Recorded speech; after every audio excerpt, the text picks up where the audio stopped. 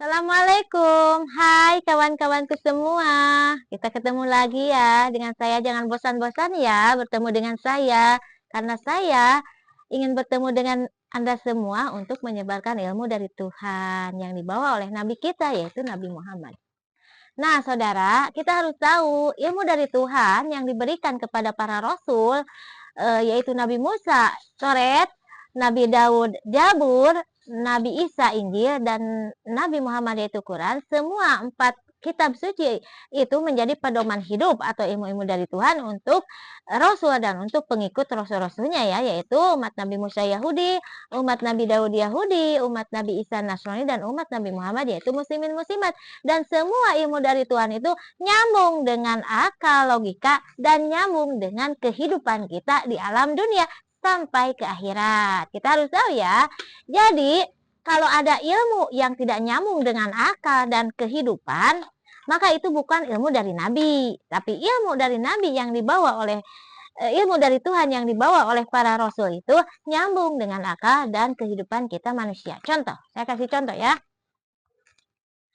Tuhan menciptakan manusia di alam dunia ini untuk menjadi khalifah alam dunia, yaitu melestarikan alam dunia, berbuat baik di alam dunia, yaitu melestarikan alam dunia ini dengan cara bekerja atau menggerakkan anggota badan, akal, pikiran, dan berdoa kepada Tuhan, yaitu bekerja sebagai petani.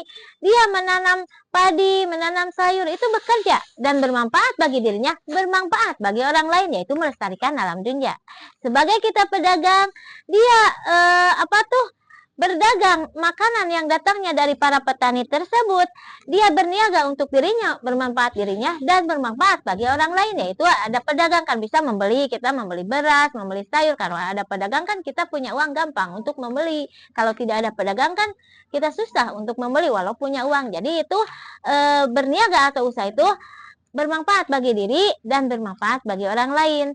Sebagai pemerintah yang paling atas, yaitu dia sangat bermanfaat bagi rakyat dan negara, yaitu menjadi pemerintah itu mengelola negara dan mengelola rakyat dengan cara aturan-aturan dari Tuhan, yaitu menjadi khalifah yang paling atas yang memimpin khalifah-khalifah yang paling bawah, yaitu rakyat. Itu berniaga atau usaha bermanfaat bagi dirinya dan bermanfaat bagi nusa, bangsa, dan rakyat. Itu semua perintah Tuhan. Jadi ilmu yang dibawa oleh Nabi kita, Nabi Muhammad dari Tuhan itu nyambung dengan akal dan nyambung dengan kehidupan kita di alam dunia untuk melestarikan alam dunia dan berbuat baik di alam dunia dengan cara bercocok tanam, dengan cara berdagang, dengan cara pembangunan yang sudah diatur oleh Tuhan, dengan cara memerintah yang sudah diatur oleh Tuhan. Kan kita bekerja itu semua ya, menggerakkan anggota badan, akal, pikiran. Maka di alam dunia apabila ada ilmu yang berkata kita walaupun tidak kerja, kalau udah rezekinya nanti juga datang. Itu jangan diintir ya, itu bukan ilmu dari Tuhan. Karena ilmu dari Tuhan kita wajib bekerja. Ingin rezeki kita kerja.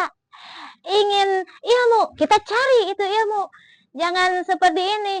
Kita sudah ditakdirkan dari Tuhan, langkah kaki ini sudah ditakdirkan dari Tuhan untuk ke pengajian, dilangkahkan. Itu salah, karena Tuhan telah memberi 2 jalan kepada manusia. Tinggal kita pilih, mau pilih jalan benar, mau pilih jalan salah. Itu pilihan kita, bukan langsung ditakdirkan dari Tuhan, gitu kan? Jadi ilmu dari Tuhan yang dibawa oleh Nabi kita, Nabi Muhammad, nyambung dengan akal dan nyambung dengan kehidupan makhluk yang ada di alam dunia. Bukan hanya manusia, tetapi hewan, tumbuhan, air itu kan makhluk yang wajib kita manusia sebagai khalifah alam dunia atau pemimpin alam dunia dipernahkan kehidupan masing-masing. Seperti hewan, air kita pernahkan, jangan diganggu aliran air. Kalau kita mengganggu kehidupan air, maka air akan murka kepada kita. Maka jangan diganggu aliran air, jangan ditutup selokan, itu sungai, jangan ditutup, karena itu kehidupan air. Kalau kita mengganggu kehidupan air, air akan murka kepada kita dan bencana akan terjadi ya. Nah, jadi kita harus tahu ya, ilmu yang dibawa oleh Nabi kita nyambung dengan akal, logika, dan nyambung dengan kehidupan manusia. Termasuk kita hidup di alam dunia ini membutuhkan aliyah dunia atau uang. Kalau ada orang yang berkata, jangan ingin uang, uang bakal ditinggalkan. Jangan ingin harta, harta bakal ditinggal. Itu tidak nyambung dengan akal. Karena kita hidup di alam dunia wajib mencari aliyah dunia atau uang untuk kehidupan kita di alam dunia untuk menuju hari akhirat yang hakiki dalam uang itu, kita punya uang, kita bisa beribadah, kita bisa mencukupi diri kita sendiri, itu ibadah. Seperti perut ya, kalau kita mempunyai uang, kita mau makan apa saja, kita terbeli, isi perut, terisi kan perut kita, anak kita perutnya kenyang, suami perutnya kenyang, hati jadi tenang. Dan ibadah kepada Tuhan pun akan tenang, seperti sholat, seperti puasa.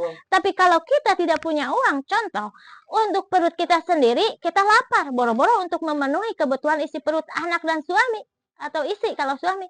Untuk kita sendiri, kita tidak punya uang. Untuk membeli beras setengah kilo tidak punya uang. Bagaimana kita bisa beribadah kepada Tuhan? Bagaimana kita mau sholat? Bagaimana kita mau puasa? Kalau perut kosong, maka harus terisi dulu perut. Karena itu hidup di alam dunia kan membutuhkan dunia. Dunia itu makanan dulu, minuman dulu supaya terisi perut kita. Kalau sudah terisi perut kita, terisi keluarga kita, kita beribadah kepada Tuhan dengan sholat, dengan puasa, ibadah haji, dan sedekah kepada orang lain. Seperti tersenyum-senyum itu kan sedekah. Sedekah jariah yang pertama ya.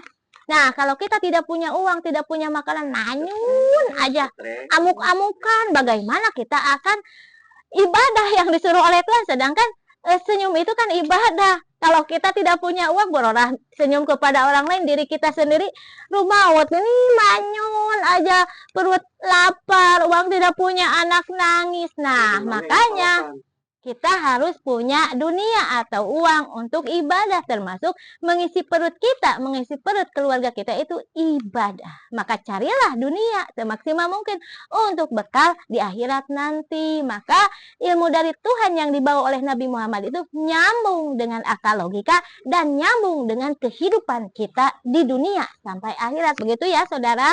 Jadi kalau ada ilmu yang tidak nyambung, itu jangan didengar, karena ilmu dari Tuhan yang diberikan kepada manusia pilihan atau Rasul nyambung dengan kehidupan kita. Termasuk dunia. Dunia itu wajib kita cari, jangan kita berleha-leha.